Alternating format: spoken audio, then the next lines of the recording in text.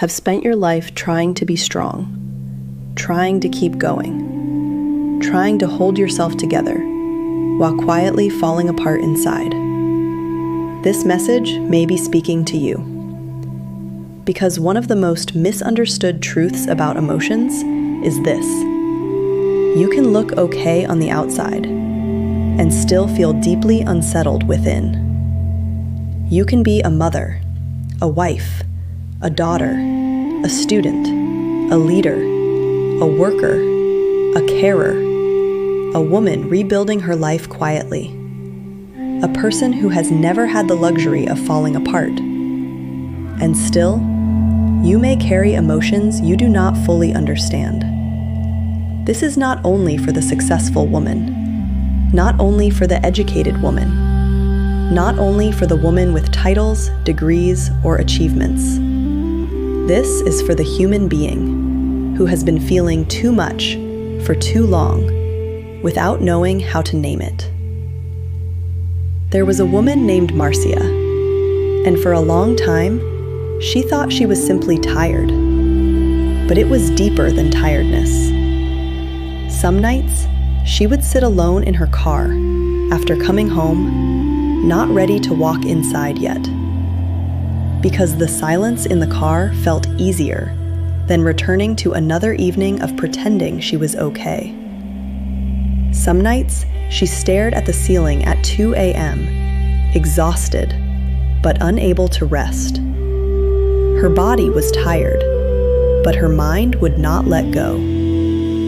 It replayed conversations, regrets, responsibilities, expectations, the pressure of always needing to hold herself together. And slowly, she began to realize something terrifying. She no longer knew the difference between who she truly was and the version of herself she had created to survive.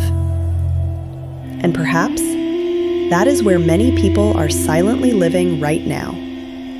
Smiling, functioning, achieving, helping others, while quietly feeling emotionally disconnected from themselves.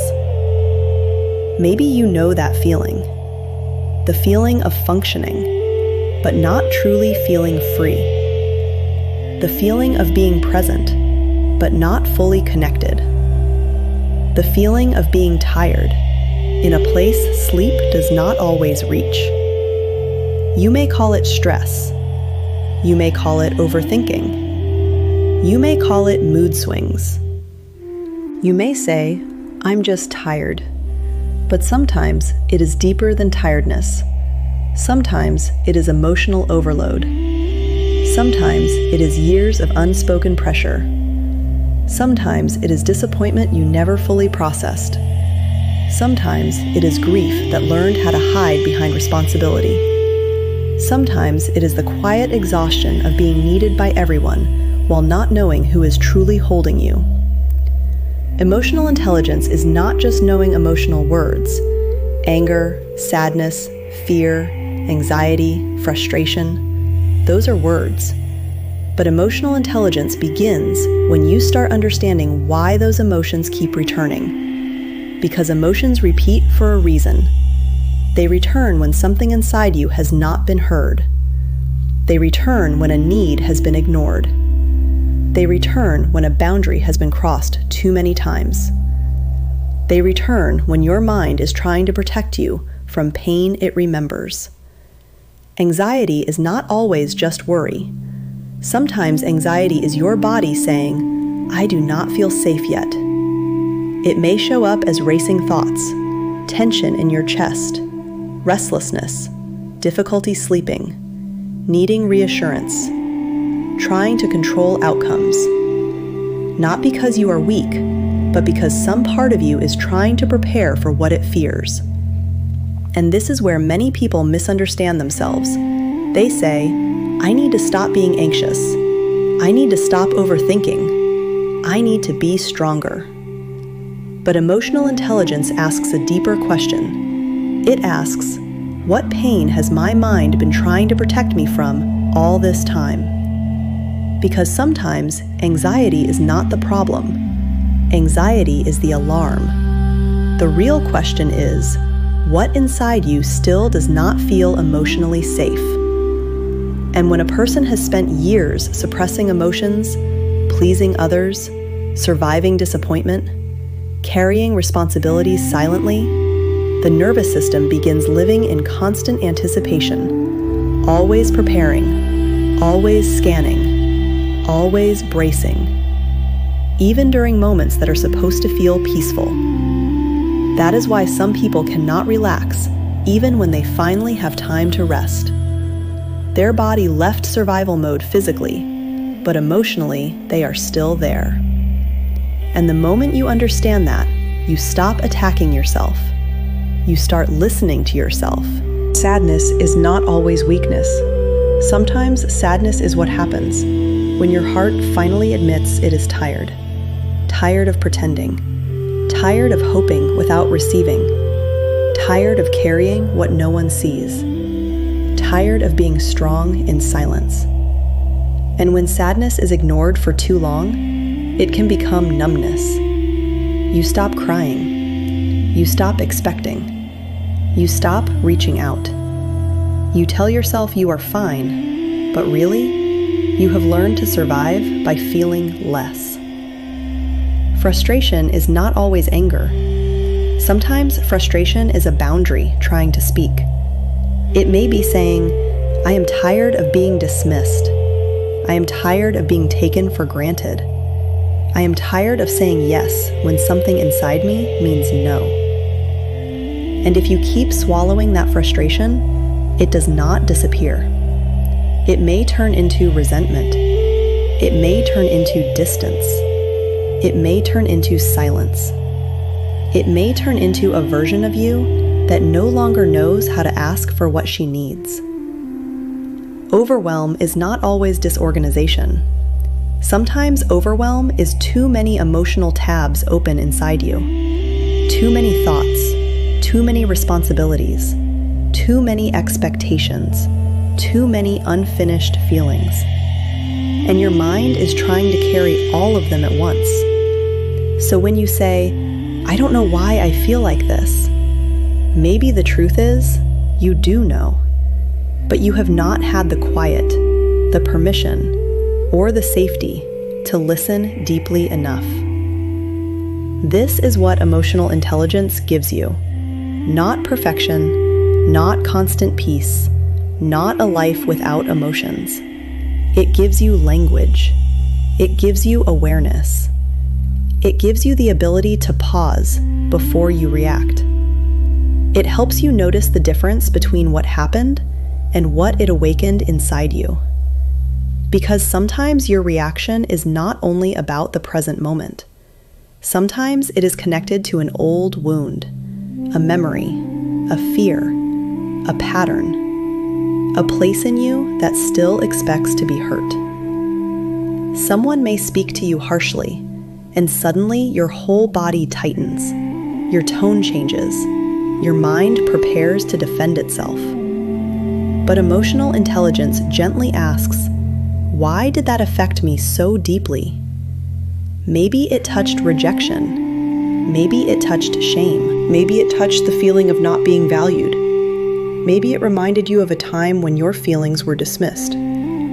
This is not about blaming the past. It is about understanding the pattern. Because once you understand a pattern, you can stop living inside it unconsciously. Marcia slowly began to realize something. The problem was never that she felt too much.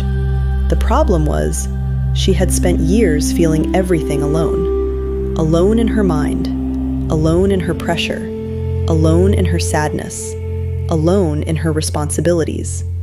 And eventually, loneliness does not only affect the heart, it affects the nervous system, it affects the body, it affects the way a person experiences life itself. This is why emotionally exhausted people often stop recognizing themselves. They become quieter, more detached, less joyful, less emotionally available, not because they no longer care, but because somewhere inside, they are emotionally overwhelmed. And perhaps the saddest part of all is that many people become so used to surviving emotionally they forget they were ever allowed to feel deeply, safely, and honestly. That line alone may explain years of your life. And maybe this is where your own healing begins. Not by judging yourself, not by forcing yourself to feel better, not by pretending you are fine, but by becoming honest enough to ask, what am I really feeling? What do I need? What have I been ignoring? What keeps repeating in my life? What emotion keeps visiting me because I have not yet understood its message? This is where emotional intelligence becomes powerful. It helps you stop confusing your emotions with your identity. You can feel anxious without becoming anxiety. You can feel sad without becoming sadness. You can feel overwhelmed without deciding you are failing. You can feel lost and still be growing. You are allowed to pause. You are allowed to feel. You are allowed to admit that something hurts. You are allowed to need rest. You are allowed to outgrow the version of you that survived by pretending everything was okay. So today, before you distract yourself again, before you scroll endlessly, before you convince yourself you are fine, pause. Sit quietly with yourself for a moment and ask honestly, what emotion keeps returning in my life? What feeling have I been trying not to feel? What part of me feels emotionally unseen? What pain have I normalized? When did I start becoming emotionally disconnected from myself? Because emotional intelligence is not just self-awareness, it is emotional truth. And emotional truth changes lives. Not instantly, but deeply. Is it asking for rest? Is it asking for honesty? Is it asking for a boundary? Is it asking for grief to be acknowledged? Is it asking you to stop abandoning yourself just to keep everyone else comfortable? That is emotional intelligence. Not being calm all the time, but being connected enough to yourself to understand what is happening within you. May you stop judging yourself for emotions you were never taught to process. May you become gentle with the parts of you that are tired. May you listen to your heart without shame. May you learn the language of your inner world. And may you remember, you are not too much. You are becoming more aware. If this resonated with you, please share it with someone who may need it too. And subscribe to our channel for more. This is Wings of Marcia, where your becoming begins and where your soul is safe.